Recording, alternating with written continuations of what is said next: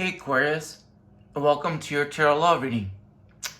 And while I'm drawing cards for you, Aquarius, don't really have any direct messages for you today, but I still got that special going on. You can check that out in my description box while I'm drawing cards for you. So Aquarius, how are y'all doing? You can even leave a comment in the description box down below and share how you're doing in your life at this time.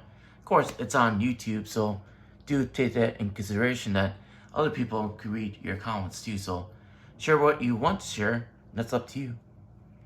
I'm just creating a space for you to share with me anything you want to. I know, because we're all on this journey and we're always being affected by our person, right?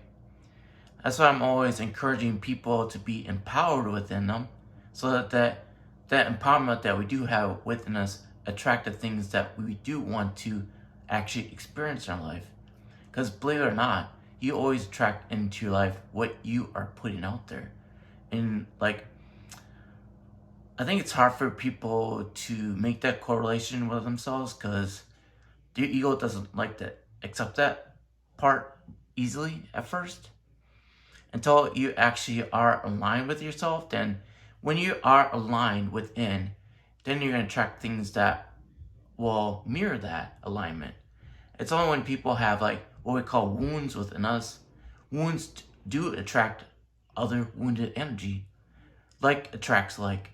So all the things that we attract in our lives are things within us. We don't like to face that fact sometimes because our ego doesn't like that fact about it. And so our ego is going to sit and wrestle it. I'm actually seeing that in the first card here too.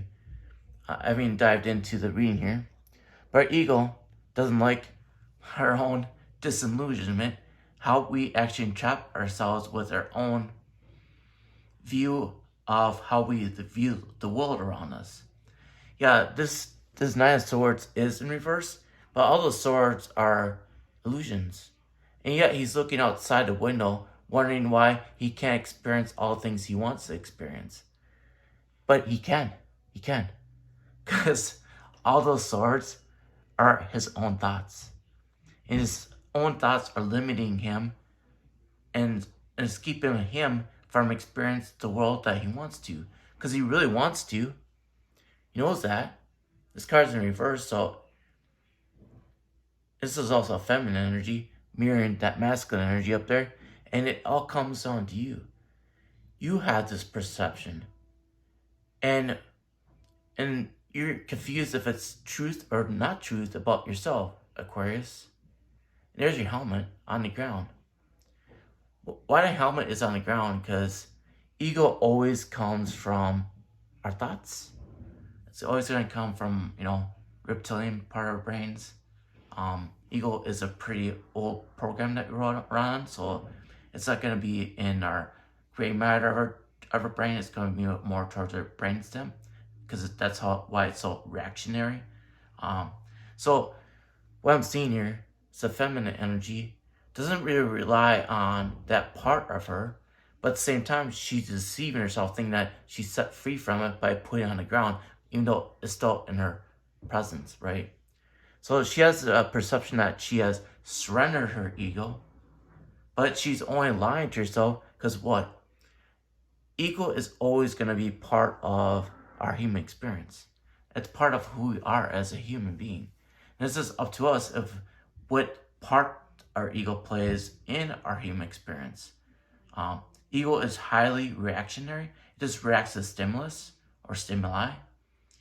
And that's what is making you feel kind of trapped right now, are your own thoughts. Those are all being, thrown out there by your ego.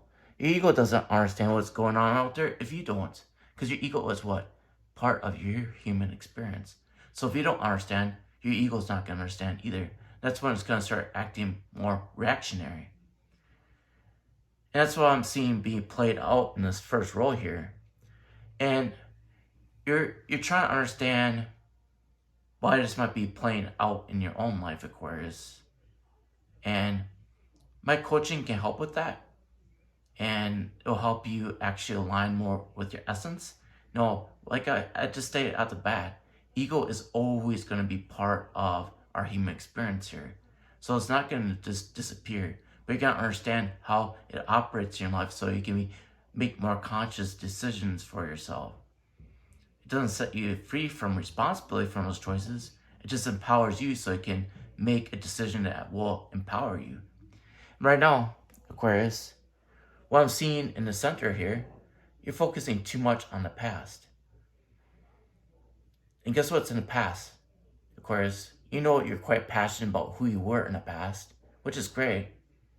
We all have, good and bad experiences if we're putting labels on stuff. So you might have had a great past life, but what's happening now? What's happening in the now for yourself, Aquarius? Because that's what is really important. And in the now, we still can feel this way.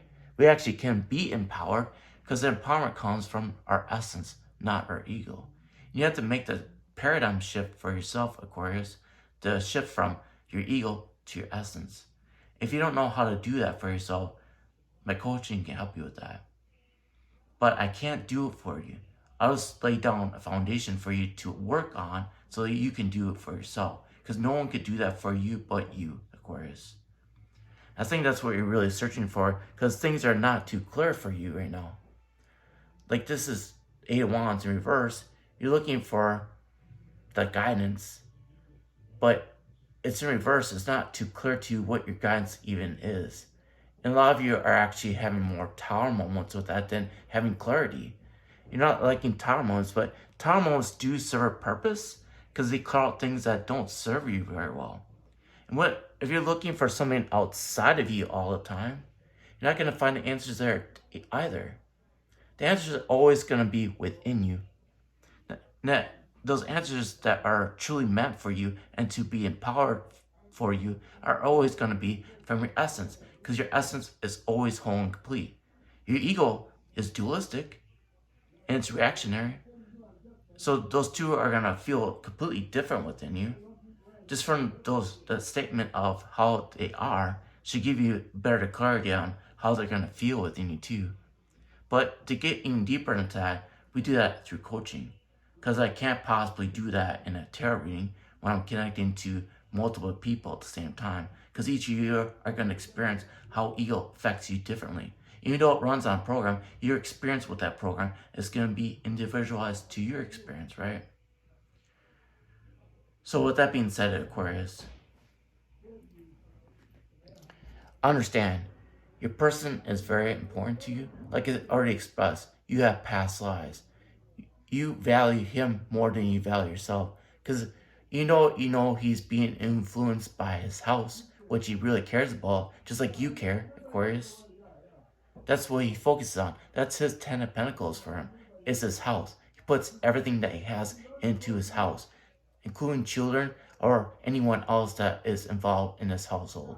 Each one is going to experience that differently depending on the individual experience with their people in their house, their family, extended family, people that are friends with them, so on and so forth. And right now, that's what makes them feel abundant. And they're not excluding you in the abundance. Actually, they probably want to incorporate you into abundance. No matter how they feel about that, so is their pride and joy is their family. And it probably includes their kids.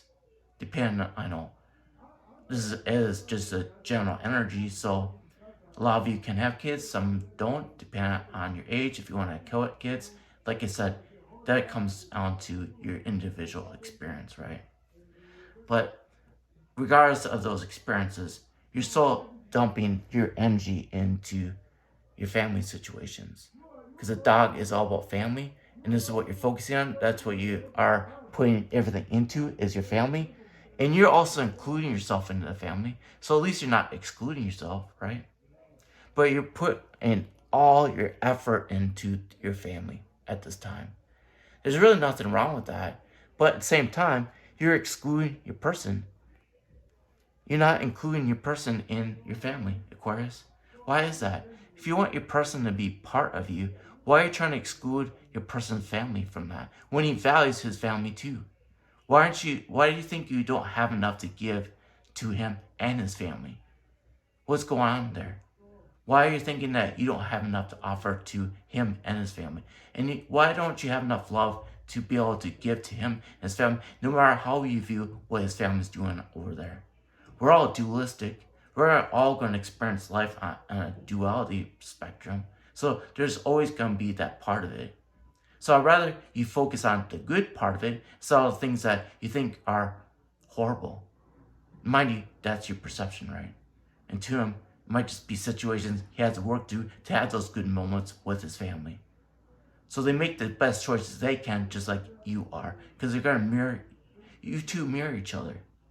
Right now, you're not even being truthful with yourself. That's where the breakdown is. You're not being truthful with yourself to begin with, Aquarius. Then you reflect it back on your person.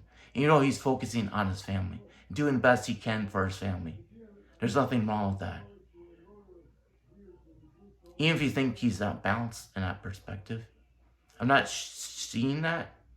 He's really focused on it, like he's putting everything he has into his family, but he's not trying to exclude you, Aquarius.